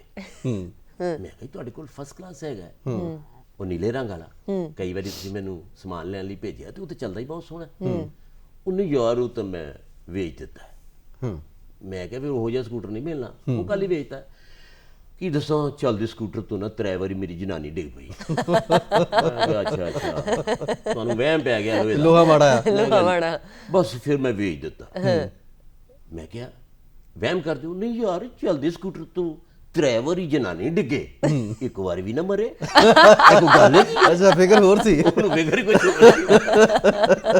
ਸੋ ਮਜ਼ਾ ਸੀ ਅਦਰਵਾਈਜ਼ ਤਾਂ ਉਹ ਜੋੜੀ ਬੜੀ ਕਮਾਲ ਸੀ ਬਿਲਕੁਲ ਔਰ ਜਿਹੜਾ ਉਹ ਦਿਹਾਤੀ ਪ੍ਰੋਗਰਾਮ ਸੀ ਜਿਹਦੇ ਵਿੱਚ ਤੁਸੀਂ ਕਹਿੰਦੇ ਕਿ ਮੈਂ ਖਾਲੀ ਥਾਂ ਭਰਿਆ ਪਰ ਉਹ ਇੰਨਾ ਖੂਬਸੂਰਤ ਤਰੀਕੇ ਦੇ ਨਾਲ ਭਰਿਆ ਗਿਆ ਕਿਉਂਕਿ ਦਿਹਾਤੀ ਪ੍ਰੋਗਰਾਮ ਨੂੰ ਲੋਕ ਚਾਹ ਕੇ ਸੁਣਿਆ ਕਰਦੇ ਸੀ ਕਿਉਂਕਿ ਉਹਦੇ ਵਿੱਚ ਸਿਰਫ ਜਾਣਕਾਰੀ ਨਹੀਂ ਐਸੀ ਜਾਣਕਾਰੀ ਜਿਵੇਂ ਆਪਾਂ ਕੁਨੈਣ ਦੀ ਗੋਲੀ ਨਹੀਂ ਦਿੰਦੇ ਹੁੰਦੇ ਸੀ ਬੱਚੇ ਨੂੰ ਗੁੜ ਦੇ ਵਿੱਚ ਇਹ ਉਹ ਚੀਜ਼ਾਂ ਹੁੰਦੀਆਂ ਸੀਗੀਆਂ ਉਹਦਾ ਵਾਕਿਆ ਕੋਈ ਸਾਡੇ ਨਾਲ ਸਾਂਝਾ ਕਰਨਾ ਚਾਹੋਗੇ ਜਦੋਂ ਮੈਂ ਜੁਆਇਨ ਕੀਤਾ ਪਹਿਲਾ ਹੀ ਪ੍ਰੋਗਰਾਮ ਸੀ ਜੀ ਤੇ ਰਾਜਕੁਮਾਰ ਬੋਰਾ ਸਾਹਿਬ ਬਾਊ ਜੀ ਬਣ ਕੇ ਆਉਂਦੇ ਸੀ ਭਾਈਏ ਜੀ ਨੇ ਚਿੱਠੀ ਪੜ੍ਹੀ ਇਹ ਚਿੱਠੀ ਰੌਣਕੀ ਰਾਮਾ ਆਈ ਆ ਬਾਊ ਜੀ ਤੁਸੀਂ ਧਿਆਨ ਨਾਲ ਜਵਾਬ ਦਿਓ ਭਈ ਦਲਾਵਰ ਸਿੰਘ ਜੀ ਕਹਿੰਦੇ ਆ ਕੁੱਕੜ ਪਿੰਡ ਤੋਂ ਭਈ ਸਾਡੀ ਮੱਝ ਦੇ ਥਣਾ ਤੇ ਵੱਡੇ ਵੱਡੇ ਜ਼ਖਮ ਆ ਤੇ ਚੋਣ ਲੱਗਿਆ ਤਕਲੀਫ ਬੜੀ ਹੁੰਦੀ ਆ ਦੱਸੋ ਬਾਊ ਜੀ ਦੱਸਣ ਲੱਗੇ ਦਵਾਈ ਉਹ ਮੈਂ ਕਿਹਾ ਬਾਊ ਜੀ 1 ਮਿੰਟ ਰੁਕੋ ਤੁਸੀਂ ਦਵਾਈ ਦੱਸਣੀ ਸ਼ੁਰੂ ਕਰਤੀ ਪਹਿਲਾਂ ਆਪਾਂ ਦਲਾਵਰ ਸਿੰਘ ਹੋਰਾਂ ਨੂੰ ਪੁੱਛ ਤੇ ਲਈਏ ਵੀ ਚੋਣ ਲੱਗਿਆ ਤਕਲੀਫ ਮੱਝ ਨੂੰ ਹੁੰਦੀ ਆ ਕਿ ਦਲਾਵਰ ਸਿੰਘ ਨੂੰ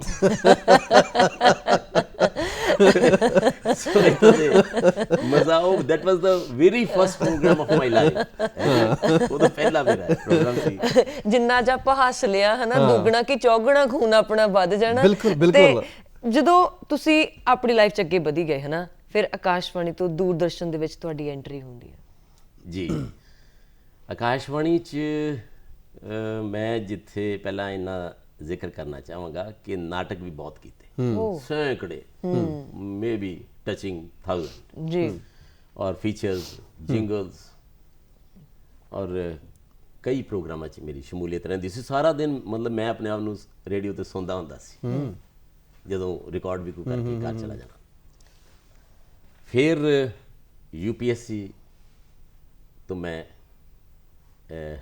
एग्ज़ाम दिता जी एग्ज़ाम की इंटरव्यू होंदी सी जी ਉਹਦੇ 'ਚ मैं प्रोग्राम एग्जीक्यूटिव ਦੇ ਤੌਰ ਤੇ ਸਿਲੈਕਟ ਹੋ ਗਿਆ ਜੀ ਫਿਰ ਕਿਉਂਕਿ ਮਿਨਿਸਟਰੀ ਆਫ ਆਈ&ਬੀ ਦੇ ਅੰਡਰ ਹੀ ਆਂਦਾ ਹੈ ਜੀ then I joined Doordarshan as programme executive sports ਜੀ ਇੱਥੇ ਜਦੋਂ ਮੈਂ ਆਇਆ ਤੇ ਪਾਜੀ ਹਰਜੀਤ ਜੀ ਨੇ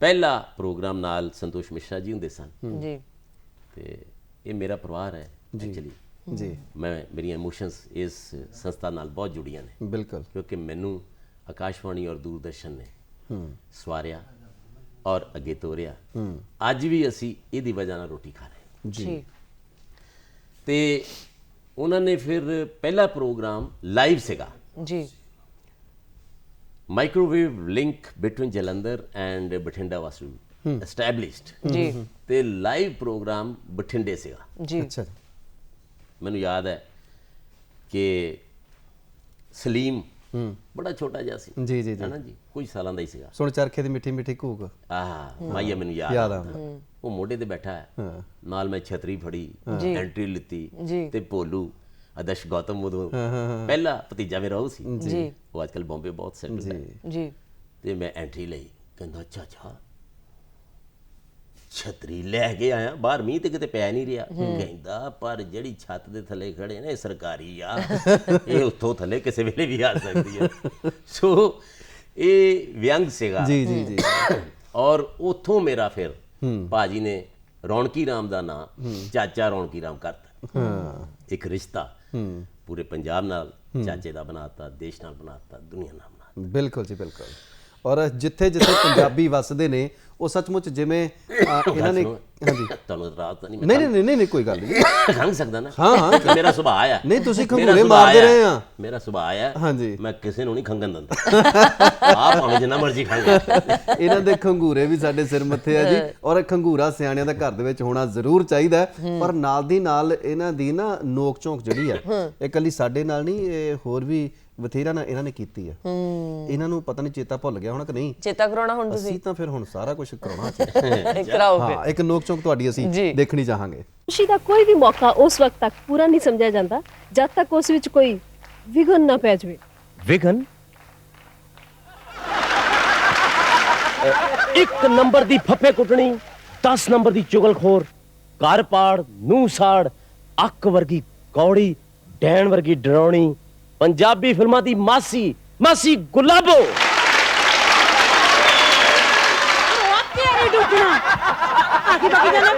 ਮਾਸੀ ਮੈਂ ਤੇ ਲੋਕਾਂ ਨੂੰ ਦੱਸ ਰਿਹਾ ਸੀ ਕਿ ਤੂੰ ਗੁੜ ਵਰਗੀ ਮਿੱਠੀ, ਸ਼ੱਕਰ ਵਰਗੀ ਨਰਮ ਤੇ ਗੰਨੇ ਵਰਗੀ ਉੱਚੀ ਲੰਮੀ, ਬਹੁਤ ਚੰਗੀ ਮਾਸੀ। ਵੇ ਖਬਰਦਾਰ, ਮੈਨੂੰ ਚੰਗੀ ਚੁੰਗੀ ਕਿਹਾ ਹੈ?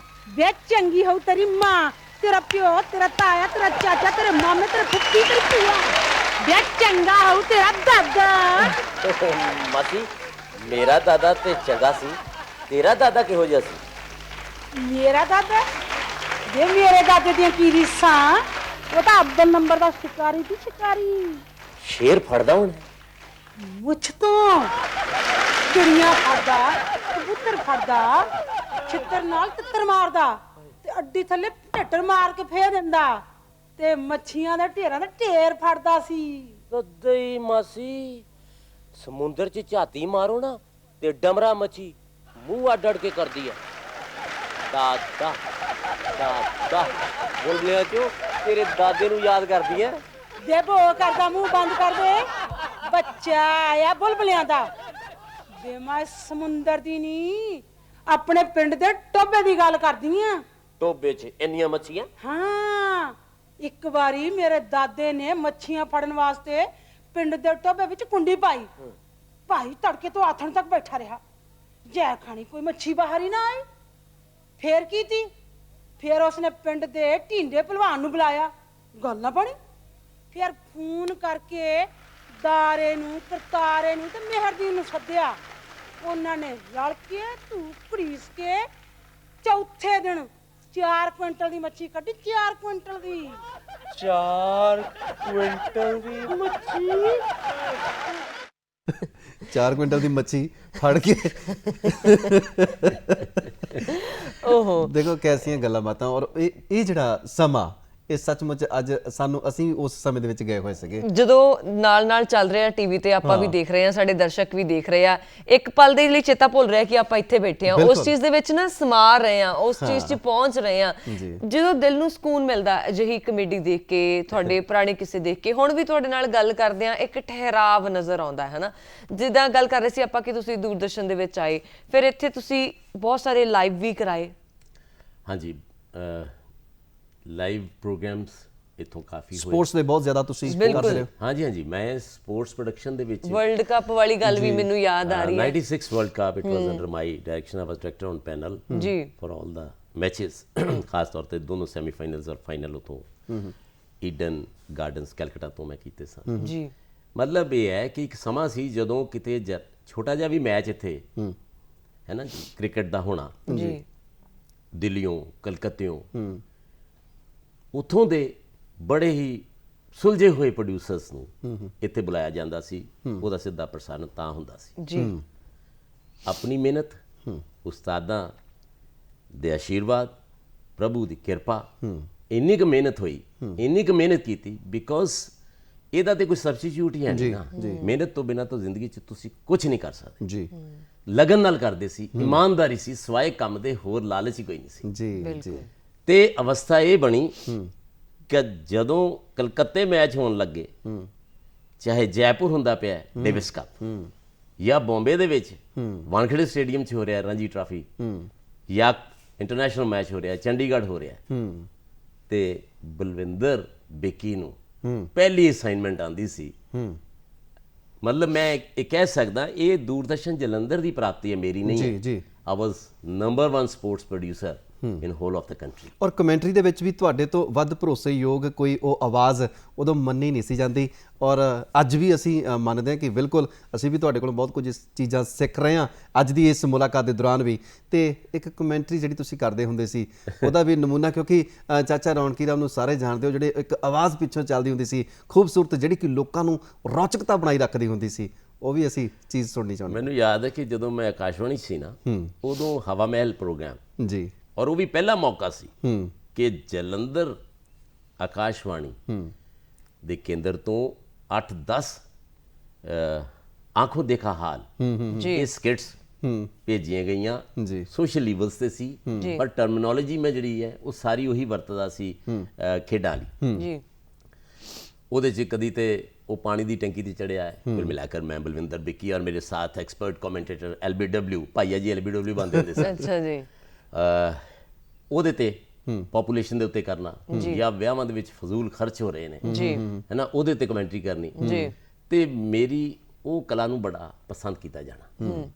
ਅਸੀਂ ਅਮਰੀਕਾ ਸੀਗੇ ਸ਼ੋਜ਼ ਵਾਸਤੇ, ਘੁੱਗੀ ਨਾਲ ਮੇਰੇ ਗੁਰਪ੍ਰੀਤ ਬਹੁਤ ਹੀ ਅੱਛਾ ਫਨਕਾਰ ਹੈ ਬਿਲਕੁਲ ਜੀ, ਮੇਰਾ ਬੜਾ ਲਾਡਲਾ ਬੱਚਾ ਹੈ ਜੀ, ਵੱਡਾ ਪੁੱਤਰ ਹੀ ਹੈ ਮੇਰਾ ਜੀ। ਅਸੀਂ ਸਾਰੇ ਜੈਕਸਨ ਹਾਈਟਸ ਤੇ ਘੁੰਮ ਰਹੇ ਸਾਂ, ਤੇ ਇੰਨੀ ਦੇਰ ਨੂੰ ਦੇਖਿਆ ਉਧਰ ਪਾਰਕ ਸੀਗਾ, ਉਹਦੇ ਅੱਗੇ ਕੋਈ ਲੇਡੀ ਕੁੱਤਾ ਲੈ ਕੇ ਆ ਰਹੀ ਹੈ। ਹੁਣ ਉੱਥੇ ਸਖਤੀਆਂ ਬੜੀਆਂ ਨੇ, ਡਿਸਪਲਿਨ ਬੜਾ ਜੀ, ਤੇ ਮੈਨੂੰ ਕਹਿੰਦੇ ਭਾਜੀ ਇਸ ਦੇ ਉੱਤੇ ਕਮੈਂਟਰੀ ਕਰਕੇ ਦਿਖਾਓ। ਹਾਂ ਜਿੱਦਾਂ अच्छा, कुल मिलाकर अगले पाँव पे बहुत ही शानदार ढंग से बड़ी हैं, अगला पाँव बाहर निकाला है, ये महिला काफ़ी चतुराई के साथ आगे बढ़ती हुई, लेकिन उनके साथ उन्होंने जो अपने हाथ में संगली पकड़ रखी है, बहुत ही जंजीर सख्त है, और कुत्ता पिछले पाँव दोनों एड़ियाँ जोड़ता हुआ अपनी जगह ले रहा है, स्टांस ले रहा है। लगता है कि पूर्वाभास के साथ महिला ने दस्ताने एक अच्छे विकेट कीपर की तरह निकाल लिए हैं, अपने हाथ में डाले, और इसी बीच जिद है कुत्ते की, और उसने डाइव करके बिल्कुल पूंछ के पास जाके 5.5 औंस की गेंद के बराबर का भार अपने हाथ में ले लिया, और इसी के साथ शतक। वो जुर्माना अगर ये सब कुछ नीचे गिर जाता कुत्ते का तो $100 का जुर्माना लगता। ये शतक उसने बनाया है और अपने आप को बचा लिया। तो वो बड़ा इंटरेस्टिंग जिहा सीगा किवें वो अपनी सफाई का ख्याल रखदे, किवें वो कैच फड़ लैंदे ने। ਦੇਖੋ ਜੀ, ਗੱਲ ਕਰਦੇ ਆ ਕਿ ਵਰੁਣ ਨੇ ਗੱਲ ਕੀਤੀ ਸੀ ਕਿ ਅੱਜ ਸਾਡਾ ਹਾਸਿਆਂ ਦਾ ਖੂਨ ਬਹੁਤ ਵੱਧ ਜਾਣਾ। ਤੁਸੀਂ ਕਹਿੰਦੇ ਗੱਲ ਮੈਨੂੰ ਤਾਂ ਲੱਗਦਾ ਕਿ ਕਰਦੇ ਹੋ। ਸ਼ਾਮ ਨੂੰ ਟੂਟੀਆਂ ਲਵਾਉਣੀਆਂ ਪੈਣੀਆਂ ਸਾਈਡ ਤੇ। ਤੁਸੀਂ ਕਹਿੰਦੇ ਹੋ ਗੱਲ ਕਰਦੇ ਹੋ, ਮੇਰੇ ਤੋਂ ਗੱਲ ਕਰਨ ਦੀ ਹੁਣ ਕਹਿੰਦੇ ਨਾ ਕੁਰਸੀ ਟਾਈਟ ਹੋ ਗਈ ਹੱਸ ਕੇ, ਜਗ੍ਹਾ ਨਹੀਂ ਫੈਲਣ ਨੂੰ। ਗੱਲ ਕਰਨ ਦੀ ਗੱਲ ਇਸ ਕਰਕੇ ਜ਼ਰੂਰੀ ਹੈ ਜੀ ਕਿ ਪ੍ਰੋਗਰਾਮ ਦਾ ਟਾਈਟਲ ਹੀ ਹੈਗਾ ਬਿਲਕੁਲ, ਗੱਲਾਂ ਤੇ ਗੀਤ। ਵੈਸੇ ਜਦੋਂ ਮੈਨੂੰ ਪਹਿਲੀ ਵਾਰੀ ਫੋਨ ਆਇਆ ਨਾ ਡਾਇਰੈਕਟਰ ਸਾਹਿਬ ਜੀ, ਹਾਂਜੀ ਪੁਨੀਤ ਜੀ, ਤੇ ਮੈਨੂੰ ਕਹਿੰਦੇ ਉਹ ਪ੍ਰੋਗਰਾਮ ਦੇ ਵਿੱਚ ਆਣਾ। ਮੈਂ ਕਿਹੜਾ ਜੀ? ਸਰ ਮੈਨੂੰ ਦੱਸੋ। ਕਹਿੰਦੇ ਗੱਲਾਂ ਤੇ ਗੀਤ। ਮੈਂ ਕਿਹਾ ਗੀਤ ਤੇ ਜ਼ੁਬਾਨ ਤੇ ਹੁੰਦੇ ਆ, ਇਹ ਪਹਿਲੀ ਵਾਰੀ ਹੈ ਗੱਲਾਂ ਤੇ ਗੀਤ ਇੱਥੋਂ ਕਰਕੇ ਨਿਕਲਣ ਲੱਗੀ। ਕਿਉਂਕਿ ਤੁਸੀਂ ਸਾਡੇ ਲਈ ਇੱਕ ਬਹੁਤ ਵੱਡਾ ਨਾਮ ਹੋ, ਸਾਡੇ ਪੰਜਾਬੀਆਂ ਦਾ ਮਾਣ ਹੋ, ਔਰ ਚਾਚਾ ਤੁਹਾਨੂੰ ਪਿਆਰ ਦੇ ਨਾਲ ਕਹਿੰਦੇ ਆ। ਔਰ ਅਸੀਂ ਜਾਂਦੇ ਜਾਂਦੇ ਚਾਚੇ ਦੀ ਜ਼ੁਬਾਨ ਤੋਂ ਇੱਕ ਸੁਨੇਹਾ ਸਮੂਹ ਪੰਜਾਬੀਆਂ ਦੇ ਲਈ, ਸਾਡੇ ਦਰਸ਼ਕਾਂ ਦੇ ਲਈ ਚਾਹਾਂਗੇ। ਦੇਖੋ ਜੀ, ਪੰਜਾਬੀ ਬੱਬਰ ਸ਼ੇਰਾਂ ਦੀ ਜੀ ਜਮਾਤ ਹੈ। ਮੈਂ ਚਾਹਨਾ ਕਿ ਸਾਰੇ ਵੀਰੋ ਜ਼ਾਤ ਪਾਤ ਤੋਂ ਉੱਪਰ ਉੱਠ ਕੇ ਜੀ ਪਿਆਰ ਮੁਹੱਬਤ ਦੇ ਵਿੱਚ ਭਿੱਜ ਕੇ ਆਪਾਂ ਦੇਸ਼ ਸੇਵਾ 'ਚ ਲੱਗੀਏ, ਪੰਜਾਬ ਨੂੰ ਤਰੱਕੀ ਦੇ ਰਾਹਾਂ ਤੇ ਹੋਰ ਲੈ ਕੇ ਜਾਈਏ। ਬੜੀਆਂ ਤਰੱਕੀਆਂ ਹੁੰਦੀਆਂ ਆਈਆਂ ਜੀ, ਪਰ ਹੱਲੇ ਕਮੀਆਂ ਵੀ ਬੜੀਆਂ ਨੇ। ਅਸੀਂ ਸਾਰੇ ਰਲ ਕੇ ਆਪਣੇ ਸੱਭਿਆਚਾਰ ਨੂੰ ਹੋਰ ਵੀ, ਆਪਣੇ ਵਿਰਸੇ ਨੂੰ ਹੋਰ ਵੀ ਅਮੀਰ ਕਰੀਏ। ਚਾਹੇ ਇੱਥੇ ਬੈਠੇ ਹਾਂ, ਚਾਹੇ ਦੇਸ਼ 'ਚ ਬੈਠੇ ਹਾਂ, ਚਾਹੇ ਵਿਦੇਸ਼ਾਂ 'ਚ ਬੈਠੇ ਹਾਂ। ਅਸ਼ਕੇ ਜਾਂਦੇ ਹਾਂ ਉਹਨਾਂ NRIs ਨੇ ਜਿਨ੍ਹਾਂ ਨੇ ਉੱਥੇ ਜਾ ਕੇ ਪੰਜਾਬ ਹੀ ਕਾਇਮ ਕਰਤੇ ਨੇ। ਬਿਲਕੁਲ ਬਿਲਕੁਲ। ਉੱਥੋਂ ਦੀਆਂ ਗਲੀਆਂ ਦੇ ਨਾਂ ਗੁਰਮੁਖੀ 'ਚ ਲਿਖੇ ਜਾਂਦੇ ਨੇ। ਜੀ, ਇਹ ਗੁਰੂਆਂ ਦੇ ਮੁਖ ਤੋਂ ਨਿਕਲੀ ਵਾਹ, ਇਹ ਜ਼ੁਬਾਨ ਹੈ ਜੀ। ਅਸੀਂ ਨਤਮਸਤਕ ਹੋ ਕੇ ਬਿਲਕੁਲ ਆਪਣੀ ਜੀ। ਪੰਜਾਬੀ ਜ਼ੁਬਾਨ ਦੀ ਸੇਵਾ ਕਰੀਏ ਜੀ, ਹਮੇਸ਼ਾ ਖੈਰਾਂ ਹੋਣ, ਵਾਹ ਜੀ। ਸਭ ਵਧਨ ਫੁੱਲਣ, ਖੁਸ਼ੀਆਂ ਪੂਰੇ ਦੇਸ਼ ਨੂੰ, ਪੂਰੇ ਦੇਸ਼ ਦੀ ਸੇਵਾ ਦੇ ਵਿੱਚ ਆਪਾਂ ਜੀ ਖੁਸ਼ੀਆਂ ਬਹੁਤ ਬਹੁਤ ਸ਼ੁਕਰੀਆ ਬਹੁਤ ਜੀ, ਵਧੀਆ ਸਾਡੇ ਚਾਚਾ ਨਾਲ ਜੀ। ਕੀਮਤੀ ਸਮਾਂ ਬਤਾਇਆ ਜੀ। ਤੁਸੀਂ, ਤੁਹਾਡਾ ਬਹੁਤ ਬਹੁਤ ਸ਼ੁਕਰੀਆ। Thank you very much.